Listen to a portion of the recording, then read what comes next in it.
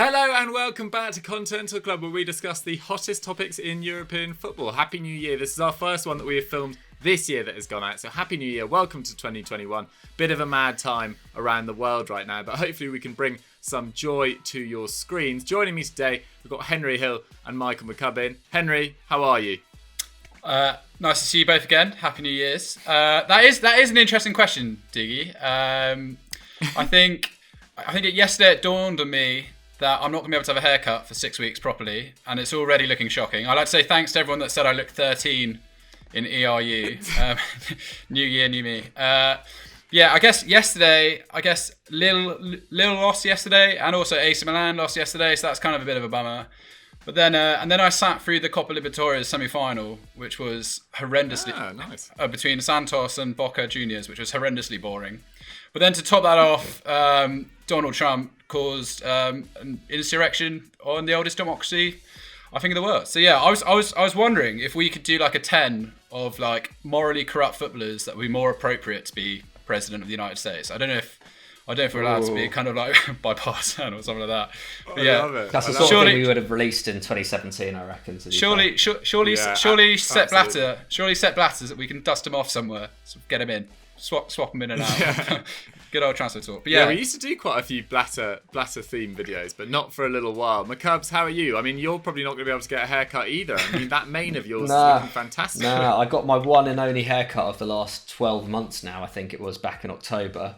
And I made the mistake at the time of being like, you know what, don't take too much off because I quite like it long, thinking that I'd be able to get another little trim, keep it in check maybe 2 months later, and then that day didn't come, and now that day is probably not going to come until March. So it could be the longest it's been in I don't know, since I was like 15 by the time we get access. But well, I'm willing to do a haircut tutorial on Zoom for you. Although I did a little touch up of mine, which I did a couple of days ago around the ears, and I've completely gone bald around the ears. So another bald spot for Dougie. It's not ideal to kick off 2021. But anyway, enough about haircuts, Donald Trump, and the falling of, democracy as we know it. Let's go into Addy_1199's question. Should RB Leipzig's Sabitzer look for another club? Now, as you all know, as we've talked about numerous times already on this show, it is January now, so there are 23 days left for us to talk about transfers across our 3 channels. I'm sure you guys will love it. Today, we want to talk about some European gems that could potentially move either this January or in the summer. And Henry, we're going to kick off with Marcel Sabitzer, who has actually been linked with a move. I mean, take it away. Yeah, we spoke recently about sort of undervalued players who maybe don't get the attention they deserve previous continental clubs. And I think Marcel Sabitzer fully deserves that. I mean, I think people forget just how consistently he's been performing at like a really top level for Leipzig. There's always a player at Leipzig who perhaps a bit more shiny and outperforms him, if you know what I mean, like Werner over the years.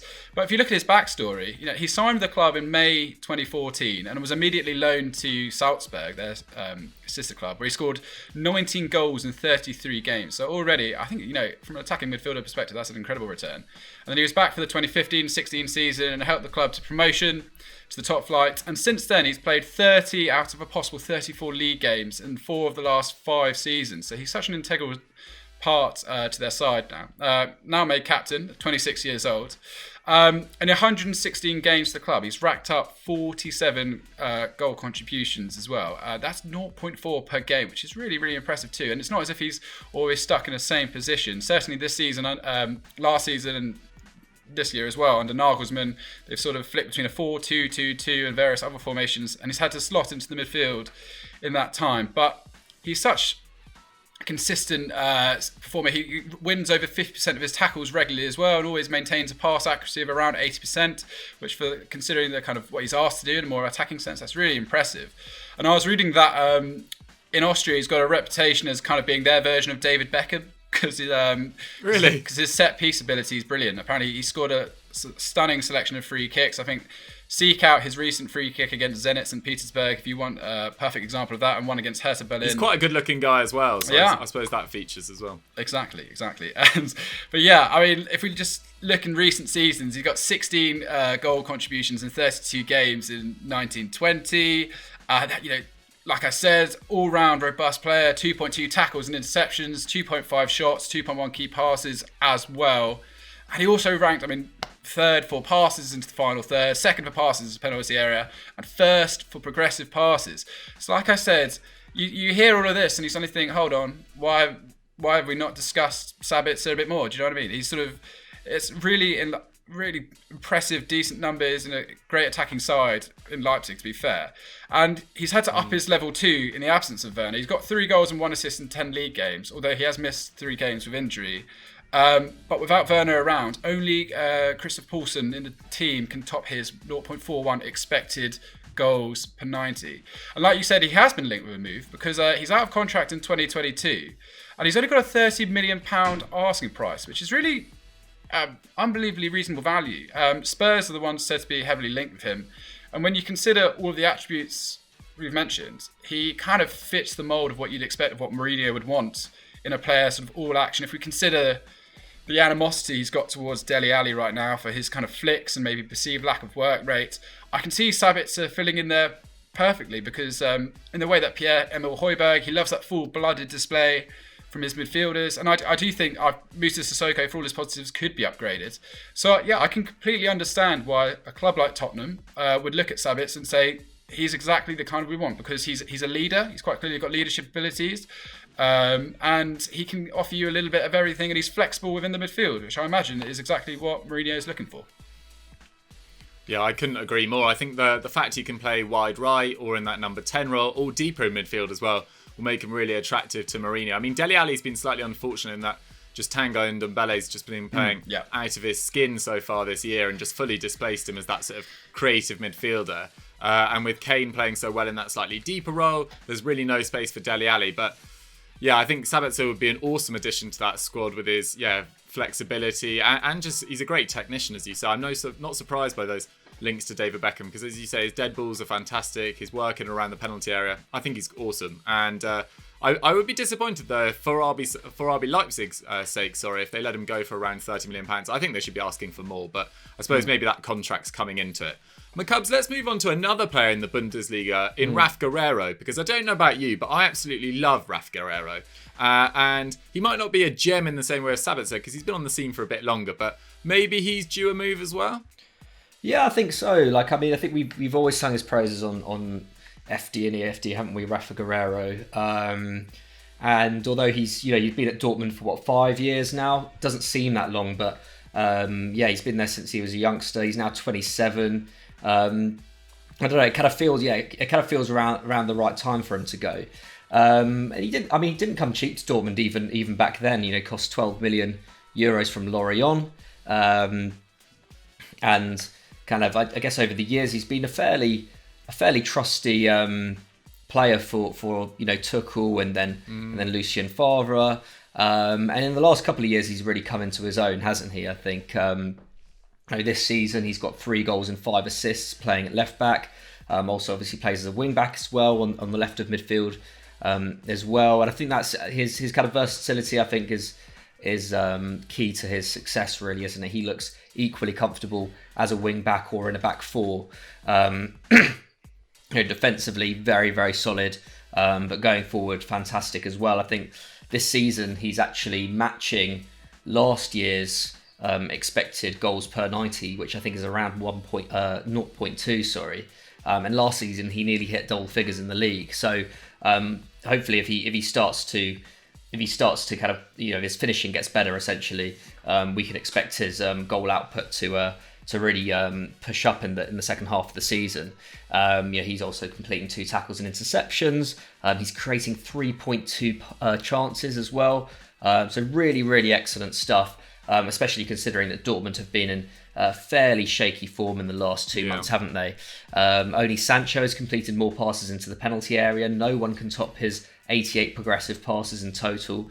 I think it just paints a picture of just how good Guerreiro has been in the last kind of year, 18 months. And it feels very deserved as well. I mean, I think one of the reasons why he wasn't really talked about as much before was just his injury issues, wasn't it? Like, he missed 38 games across the 17-18 and 18-19 campaigns. You know, around that time he was like 24, 25, which is kind of around the kind of age that you would expect to see one of Europe's best like players in their position begin to garner attention from the bigger clubs. And it just didn't happen. He couldn't get the game time, obviously, because of the injuries. He couldn't build the kind of form that he has since to kind of put him in the shop window. But yeah, since the start of 1920, he's only missed 8 games in total. 5 of those have actually been this term. So yeah, he's been able to just hold down that place, keep up the consistent performances, and now looks like easily one of the best left backs in Europe. Given the current state of their finances, I think this might be a bit unrealistic, but Barcelona are certainly in need of a left back, aren't they? Yeah. At least in terms of replacing Jordi Alba. At 27, maybe not the best age profile for a player like that, considering, they sold Tomato to get in Serginho Dest in the summer, which was a great piece of business all round. But equally, they do need someone to come in there quite quickly, I think. Alba turns 32 in March. He's started to have injury troubles of his own. He's been pretty key to them in the last 2 seasons, but it's clear that it's just not. He can't be there for another year or 2 as their starting left back. I don't think, especially with kind of Messi not as central to the side's success as well, and we know the kind of connection that they have on the field with his future still up in the air. It's hard to see how Alba kind of continues in the way that he did in kind of 18, 19, 19, 20. Firpo obviously just hasn't worked out, has he? Even Quique Setien ended up kind of benching him. Ronald Koeman similarly doesn't trust him. He's only made 8 appearances this season. Only 2 of those have been starts. I think he ranks 21st in the squad for minutes. And they're definitely trying to offload him, aren't they, this January? Whether they're actually successful in doing so, I have my doubts. So yeah, and on the creative side, Guerreiro actually would rank top in this current Barcelona squad, which probably isn't saying that much. I mean, his numbers are very impressive, but his current Barcelona squad is not brimming with creativity. So yeah, I think that would be an interesting destination for him for sure. And I think the thing is, like, he'd be useful anywhere, but really, if you're leaving Dortmund at this point, especially if you're leaving Germany as well, there aren't really too many clubs who rank higher than them, to be honest. And at this point, I think Guerreiro, if he's going to move, he needs to move to one of the elite. Absolutely, I feel like this is the perfect time for him, and he's developed so well over the last few years when he has been fit, as you say. The only thing that I slightly think that this move won't happen even now, or it definitely won't happen this summer, this January, because Barca have no money. But even in the summer, is that it feels like Haaland will leave at some stage. If not this summer, definitely the next year after that. Feels like Sancho will definitely leave. I don't know whether they're gonna, lose another key piece of their sort of puzzle, as it were, in Guerreiro. So we'll have to watch that space on Guerreiro. But full credit to him for a magnificent last 18 months or so. My player is much more of an unknown than Guerreiro and Sabitzer, and it's Teun Koopmeiners as well, who's an AZ Alkmaar academy graduate. He's 22. He's been playing regularly in the first team for 4 years. I actually mentioned him on a podcast last year, having not watched a lot of him, but really liked the look of his stats and sort of highlights. And I've tried to keep abreast of him ever since, because I recommended him for Everton at the time, and then they went and signed Alan, which has obviously worked out quite well before his injury issues. I thought he would have been a great fit there, but Koopmeiners is really interesting as a prospect. He's 6 foot, but it looks a lot larger. He's very well built. He can play in central midfield or in defence, and he's just got a bit of everything. He takes penalties and free kicks, which means that he got 13 goal contributions in 25 games last year. Obviously, Eredivisie was cut short after the coronavirus broke out. And he's got 12 goal contributions in 14 games this season. He's a wonderful technician.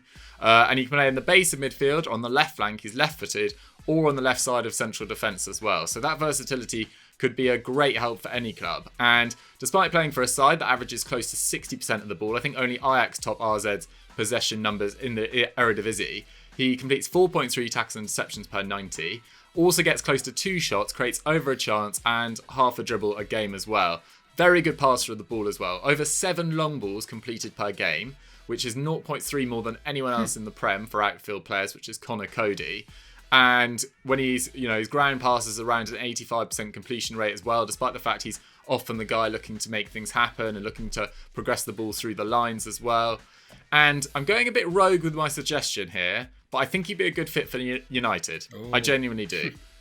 In that, he can play in defence, he can play in midfield. He might not be ready to instantly hit the ground running and make the difference in the next 12 months or so. But if United want to eventually continue to contest for titles over the next few years, I mean, they're contesting this year, but I mean, everyone's on track. I think Liverpool and Man United are on track for 78 points this year, which isn't a great total. And obviously everyone will improve next year. So if United want to continue progressing, I think they do need a better defensive midfielder. In that, I rate Fred, and I think he's had a fantastic year. I think he's over 5 tackles and interceptions per game, has looked very good on occasion in certain games. It really suits that sort of style. I think McTominay has looked very good as well in certain games. I mean, no one will forget that Leeds performance in a hurry as well. But I think he's got a lot to learn, and neither are fantastic ball progressors either. I think Fred's about 5 ball progressions per 90, McTominay around 3. And Koopmeiners is up around 8. And I think he would make a big difference to United trying to build from the back, which has been one of their issues over the last few years. So I feel like Koopmeiners, worth a shot. I think it will cost around £30 million.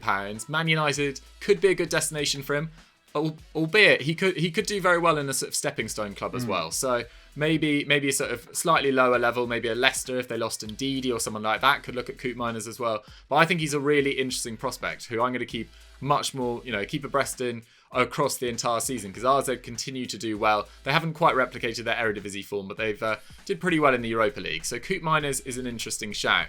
So guys, what do you think? Where do you think Guerriero, Koopmeiners and Sabitzer should go? Let us know in the comments down below, and who you guys think are hidden gems across Europe. And let's move on to our big match preview.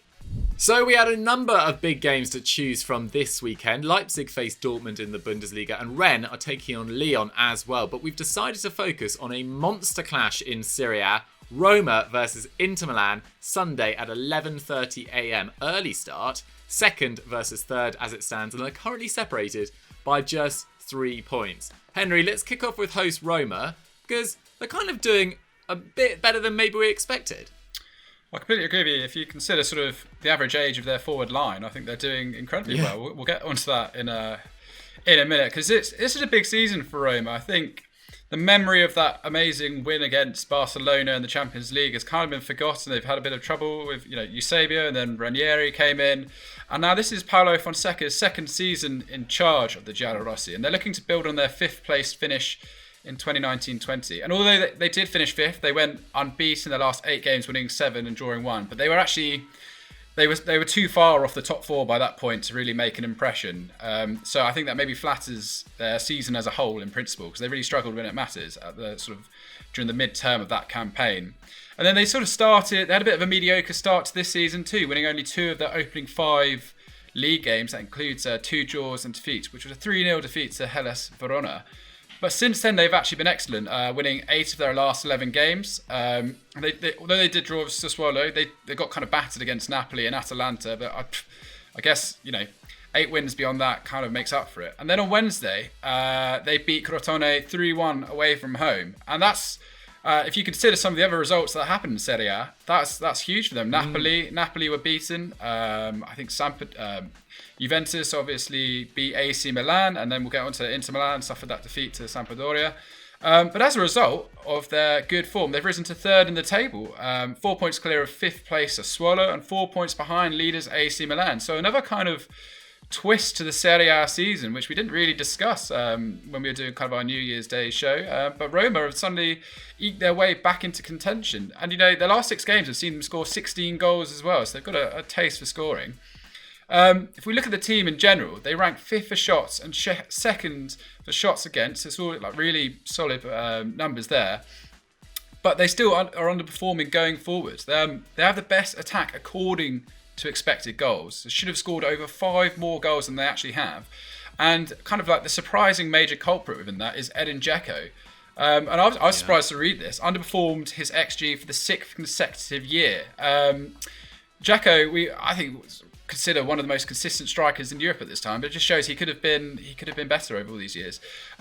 Borja Mayoral as well, he hasn't really helped out the situation much either.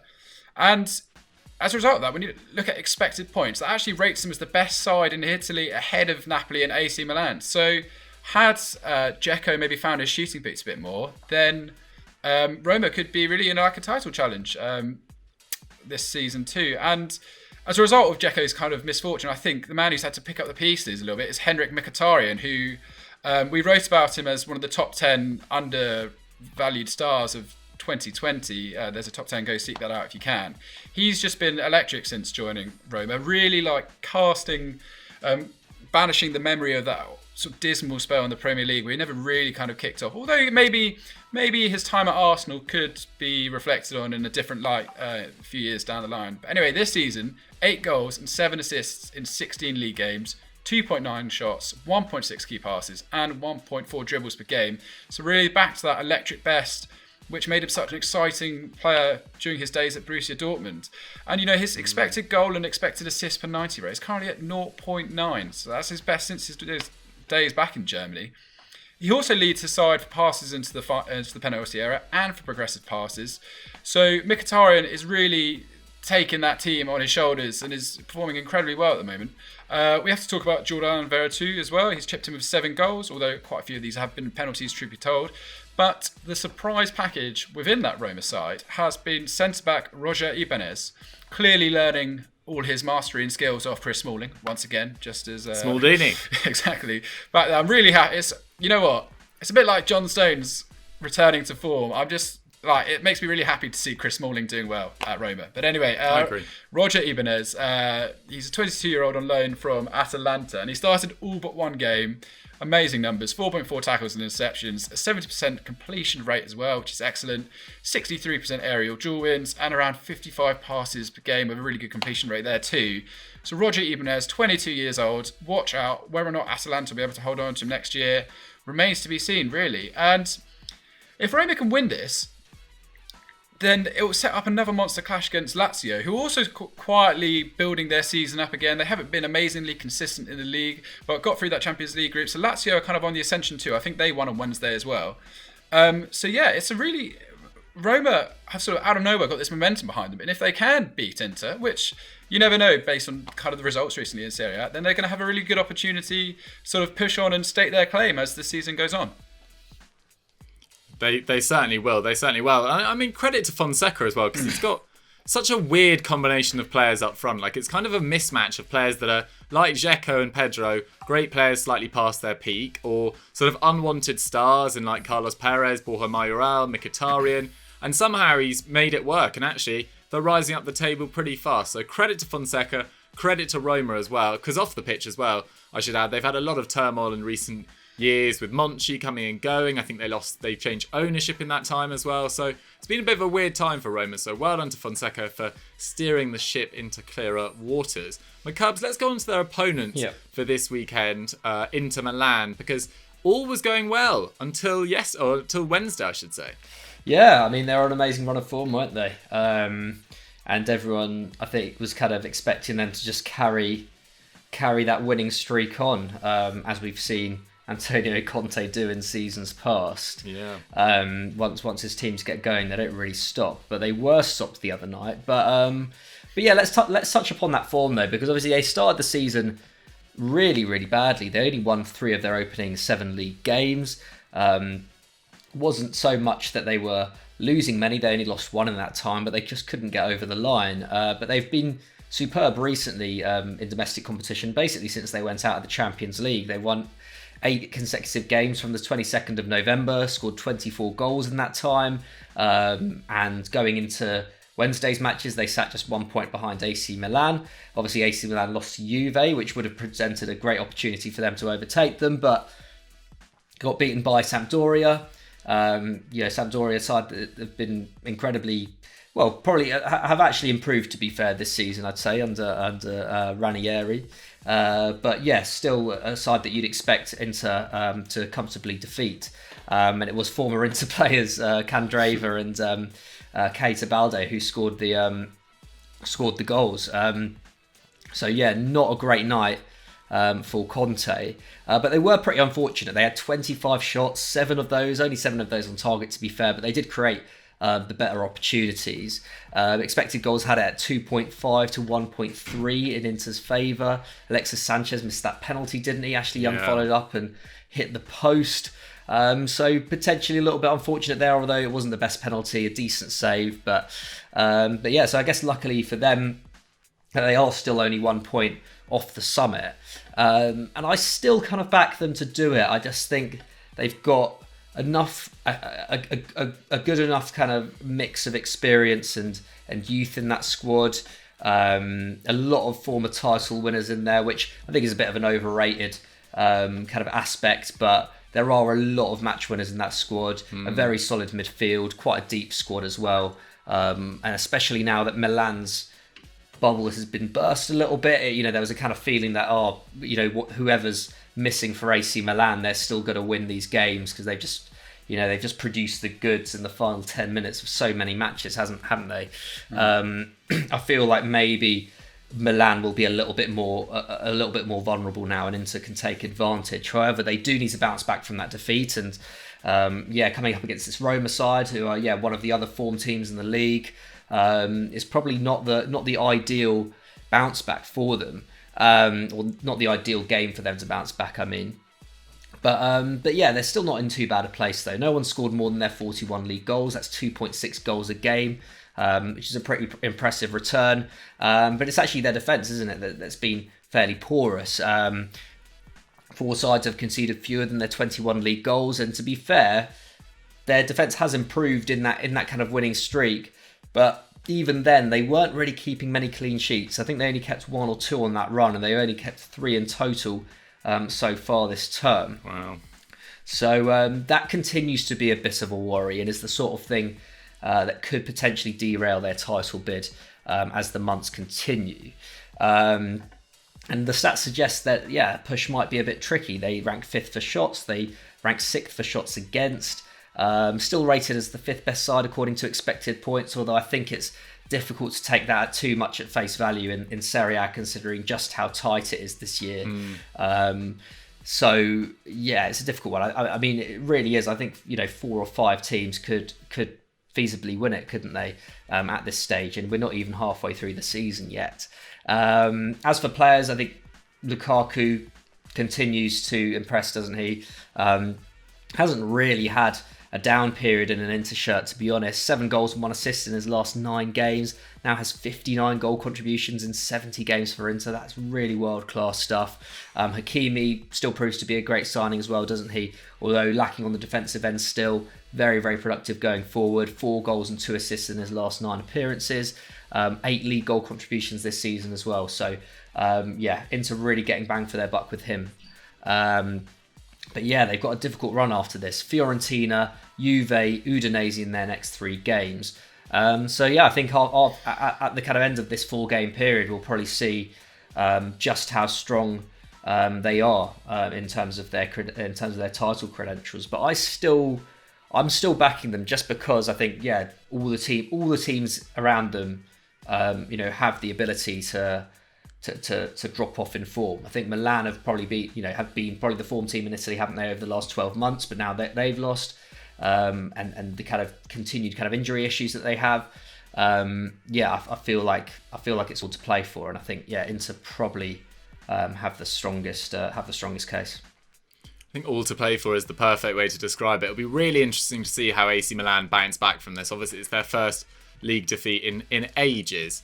How they respond to that 3-1 defeat will sort of define their season. I think if they can get back to winning ways pretty quickly and put it behind them, then I still think it's theirs to lose. But I'm also concerned about the form of Juve, to be honest, except for that 3-0 real surprise loss to Fiorentina. I mean, that was their first defeat of the season as well, in the league at least. And they put together a great run of form, and it feels like Pirlo is maybe starting to get to grips with how he wants his team to play and the various different parts of his players.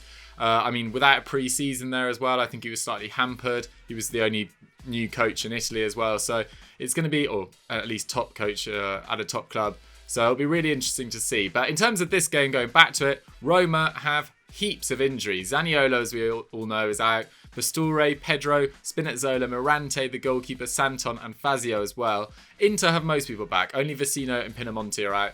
Brozovic is also a risk of suspension. And actually, the form table suggests it will probably be Roma that go into it as favourites. Not only are they at home, but their last 5 meetings have all been draws. And prior to that, Roma had won 2 of their 3 previous meetings, meaning Inter have only beaten Roma once since the start of 2016 in all competitions, which is a weird hoodoo considering Inter have generally finished above them in that period, if memory serves me right. So, guys, we need a score prediction. Henry, what are you saying? Gosh, I mean, it's Inter go from winning 6-2 to losing 2-1 to Sampdoria, don't they? So it's really hard to...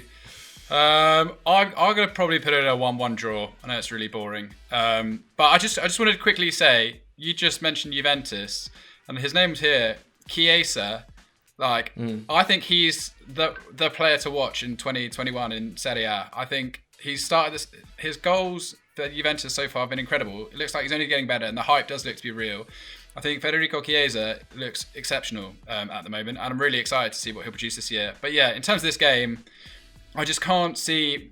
I can see Roma maybe pinching a goal based on Inter's poor defensive displays, inability to keep a clean sheet, I should say. But yeah, I think 1-1 is probably a fair result. 1-1. McCubs, are you going to add a bit more drama to it than that? I'm actually going to go for a draw as well, but I think it's going to be high scoring. I think it'll be 2-2.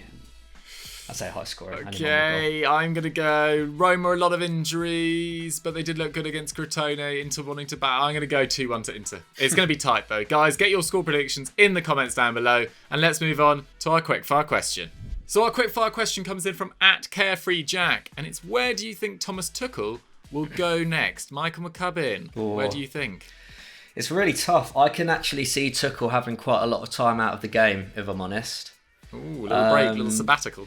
Just because, I mean, he was linked with the Arsenal job, wasn't he, when Arteta was under pressure? He's now being linked with the Chelsea job now that Lampard's under pressure. But I don't know, it's a tough one because his relationship with PSG kind of ended in quite acrimonious circumstances. I just don't know whether he's not a safe bet. Like, he's a really he's not a promising manager. He's a really excellent manager. He's really got credentials and has got some of the best sides in Europe, playing some of the best football in Europe. But just on a kind of on a pure kind of man management level / kind of getting on with the board kind of level, he doesn't have the best record, and I just feel like he's not a safe bet for that reason. But otherwise, he does seem like the sort of manager stylistically who'd fit Arsenal. He also has the kind of I think has the kind of prestige to do it at Chelsea, but I just think neither of those clubs are gonna go from at this stage. I think otherwise you'd maybe say Barcelona, but again they're at a bit of a crossroads. Really depends what happens with the presidential election. I cannot really see it. I still kind of think it's destined to go to Xavi, that job. So and then the other kind of top clubs in Europe aren't really looking for anyone right now. So it's tough to see where I'll go next. Absolutely. I think it is tough. I mean, Henry, if you had to get your mystic ball out, I mean, you've been pretty good at your predictions in 2020. What's your one for Tuchel in 2021? I first of all, completely agree with everything McCubbin just said. Chelsea, obviously, I think if pressure on Lampard, maybe he could go there. But if he is as difficult as he says, would he get on with Abramovich? I can almost see... And also, bear in mind, there's lots of other managers who aren't in work as well right now. Allegri is still unemployed and stuff like that, and there's no reason to suggest that Tuchel's above him in certain pecking orders. Maybe if they run out of patience with Antonio Conte at Inter, if he manages to have a blowout, I could see him going there. But honestly, I wouldn't be stunned if he ended up managing China for a year or two, or maybe even like Benfica or Porto. Maybe he could do what like Pochettino didn't do and like take a job there. Those are like my outside bets. I wouldn't be stunned if either of those happened. But I think maybe like Inter or Chelsea or something like that. Fair. I mean, as you can tell, I think we're all a little bit confused about where to put him, because he does have, as McCubbs rightly points out, like maybe not his man management style, but his ability to manage upwards. It's a bit like Conte. It feels like there's a constant war between him and the board, although his is maybe slightly less volatile than Conte. I don't know. It really depends. I think Real Madrid have been very good recently, but I think if they don't win La Liga and don't progress well in the Champions League, I think Zidane might lose his job. Maybe Tuchel will be in the running there. I think if Andrea Pirlo doesn't continue this upward trajectory with Juventus, maybe he'll lose his job there. He could be in the mix for quite a few jobs over the next few sort of months, I think. But I'm kind of with McCubbin. I don't think he'll be in any rush. I think it'll be the start of next year. I can't see him taking another job until at least, August, September time. But guys, as you can tell, we're a little bit stumped. Where do you think fits Tuchel best? Let us know in the comments, and let us know why as well. Because there are quite a few options we've just mentioned, from China to Benfica to Juventus to Real Madrid and Chelsea. So we're in a bit of a pickle. So please help us out. But guys, that is all we've got time for Continental Club for this week, the second one of 2021. I hope you guys enjoyed our discussion on hidden gems, on Roma and Inter, and of course the future of Thomas Tuchel. Henry, what should they go and watch now? I think you should go and watch McCubbin's script on how Brexit's going to change football, certainly about transfers as well. It's really applicable. I think it's got an amazing reception so far in terms of the views I've seen. So, really well done, McCubbin. I think certainly I speak for writers. It's quite interesting for us to write about that kind of stuff. So if you're enjoying it, that's great. If you want something more seedy, I suppose, I think we've got some 10s coming out about players to avoid signing on big mistakes and stuff like that, which are always good fun. So go and have a look seedy, at those. Henry. Love that. It's getting a bit seedy videos on FD. McCubbs, what do you want to push to?